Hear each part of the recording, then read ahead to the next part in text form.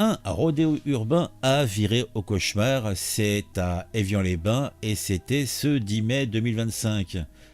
Nous nous retrouvons avec un pompier volontaire de 38 ans, père de famille, qui se retrouve à lutter contre la mort après avoir été délibérément fauché par une voiture. Et comme si cela ne suffisait pas, bien sûr, eh bien, le conducteur, un gamin de 19 ans, déjà connu des services de police, a fait demi-tour pour cracher sur sa victime agonisante et un collègue venu à son secours. Autant dire que nous avons là affaire à un acte de barbarie qui donne envie de hurler. Où va-t-on quand même les héros du quotidien ne sont plus respectés? Le club de l'actu, c'est sur Actu. Regarde les vidéos, tout devient plus fou. De ton avis et comment c'est cool. Chaque like, chaque abon, t'es pas seul dans la foule. Alors, je vais pas vous demander d'imaginer la scène, mais quand même allons-y. Là, on se retrouve manifestement dans le cadre d'un mauvais remake de Mad Max, version Haute-Savoie. Il me semble, 6 heures du matin, on a deux bolides qui font crisser leurs pneus sur le parking face à la caserne d'Évian, perturbant la garde des pompiers.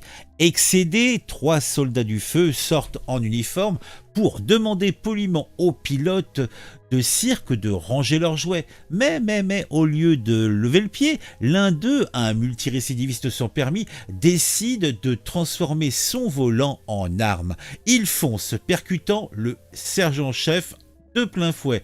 Il l'envoie valser à 10 mètres, puis dans un élan de classe absolue, revient pour cracher sur le blessé et son camarade. Je dis chapeau l'artiste. On dirait un script écrit par un scénariste en burn-out, en manque d'imagination, hein, mais c'est la vérité, la triste et monstrueuse vérité. Et ça fait mal, je le dis clairement. Bruno Retailleau, le ministre de l'Intérieur, s'est fendu d'un déplacement à Évian pour qualifier cet acte d'abject et dénoncer une société laxiste qui engendre une fabrique de barbares. Bien vu Bruno, mais on attend quoi pour fermer l'usine à barbares? Le suspect, interpellé en moins de 40 minutes, est un habitué des commissariats. Permis suspendu pour conduite sous alcool et stupéfiants, une quinzaine d'antécédents judiciaires et dans sa bagnole un cocktail Molotov de protoxyde d'azote, Vodka et Red Bull.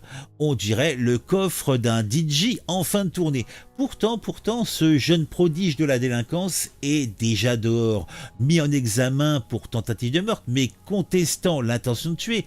Paniqué qu'il dit qu'il était, oui bien sûr, paniqué, tu parles. Charles paniqué au point de revenir cracher sur un homme à terre. Qui c'est qui va croire ça?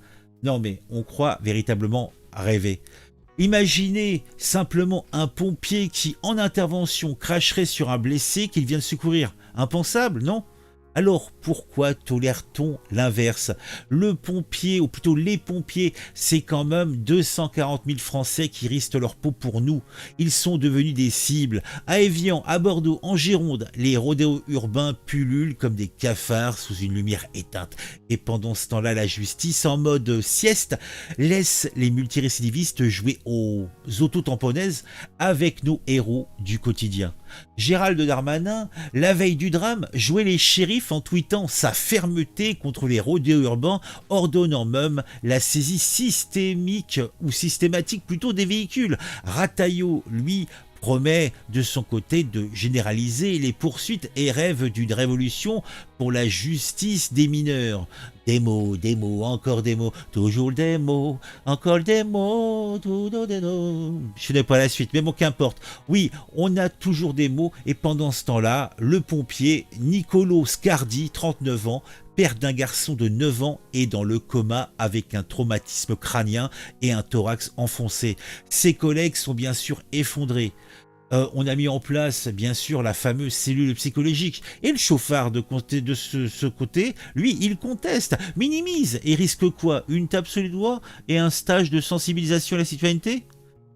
Non mais, moi, vous qui êtes comme moi, qui binge-watchez des séries sur les services de VOD type Netflix, si tu as Netflix qui renouvelle une série pourrie saison après saison, malgré les critiques.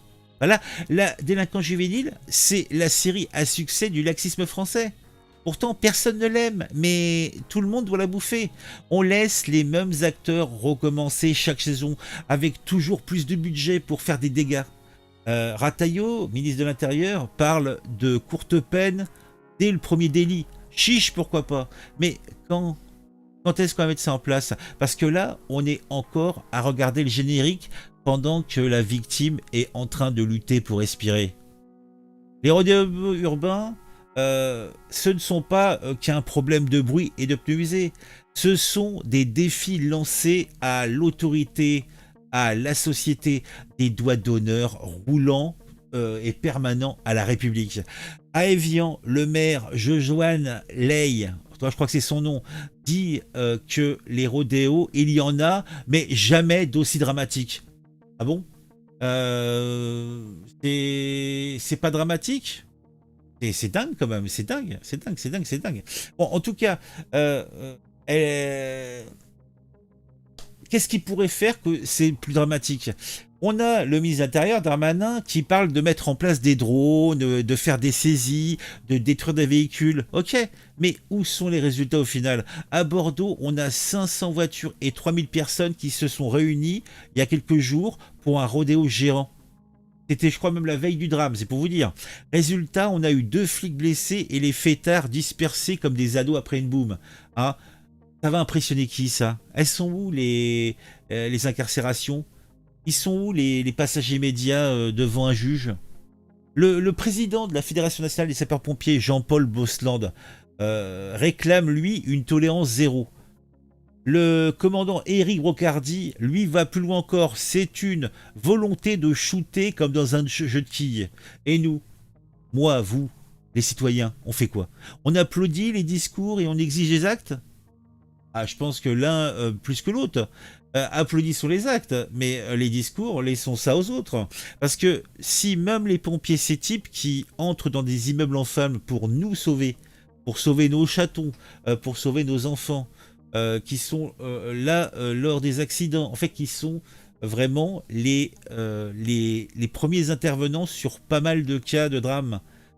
Si ils deviennent des punchy balls, alors est-ce que c'est pas toute notre putain de société qui part en dérapage incontrôlé dans cette histoire? Je sais pas. Dites-moi en commentaire ce que vous pensez de tout ça. Mettez un j'aime, etc. Des Star des champs. Pourquoi pas vous abonner si c'est pas encore le cas. Et on se retrouve très vite pour une nouvelle vidéo sur un sujet qui m'a intéressé et qui, je l'espère, vous intéressera aussi.